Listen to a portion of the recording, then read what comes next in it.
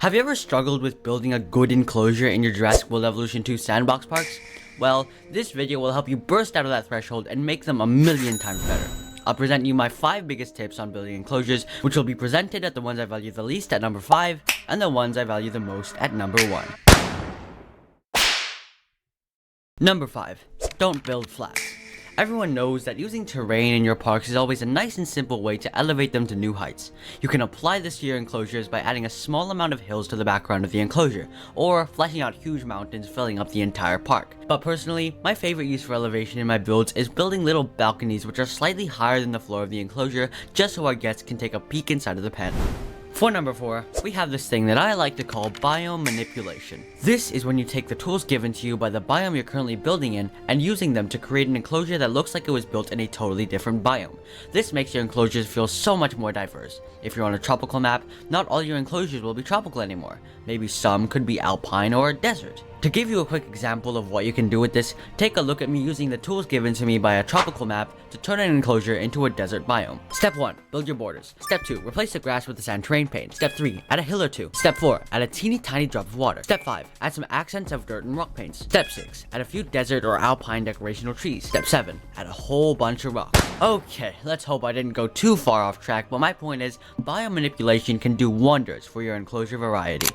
On to number 3, we have skins.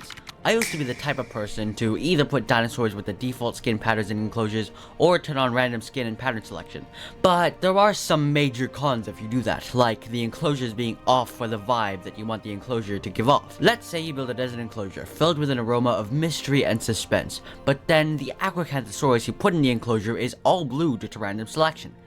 And yeah, there's a yellow one too. If you do this, you pretty much ruin the entire mysterious vibe and replaced it with an oddly playful one. So, to solve this issue, save your park, go into the species viewer, select the dinosaur you want to add into your enclosure, and find a good skin for it. That is literally all you need to do, and it only takes a little bit of extra time.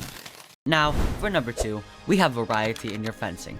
If you only use concrete fencing broken up by some viewing galleries here and there, the enclosure will not by any means look good, because all you get is a massive wall blocking your view into the enclosure, which isn't ideal unless you want to make the enclosure feel top secret and stuff like that, but even then, there are still some ways to make it cooler. A simple fix is to use some medium or small fencing in front of the heavy fencing. This adds to the danger and secrecy of this area, and it adds to the thought that no one outside high-ranking park employees are allowed to even know about this place. I also like to make windows in my enclosure. What I mean by that is making areas in the enclosure where you can look at the dinosaurs without needing a viewing gallery. You can do this by carving a hole into some heavy fencing and replacing it with some small or medium fencing, or my personal favorite, using planters, multi-wall pieces, concrete barriers, or sometimes even rocks. Sometimes I go so wide with my range of fencing that I forget to even use fencing. Recently, I built this enclosure with practically no fencing whatsoever. All there is rocks, concrete barriers, and multi-wall pieces separating dinosaurs from man. And finally, to end off this rather short video, we have rocks. This is honestly the easiest yet most rewarding tip in this video, because all the skill you need is identifying the dead space. What I mean by that is identifying which parts of your enclosure have nothing there. Once you identify that, you can start placing rocks in those areas. Here is, in my opinion, my best rock work done in an enclosure before. Here on this hill, I have it covered by rocks to make it harder for the dinosaur to climb, and I have some Mediterranean rocks mixed in with the desert ones to add a bit of color.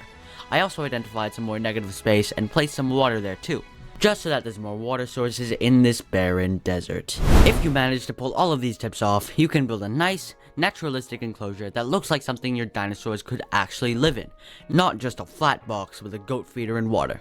And finally, thank you all for watching this video. If you have any recommendations for another tips video, feel free to comment down below.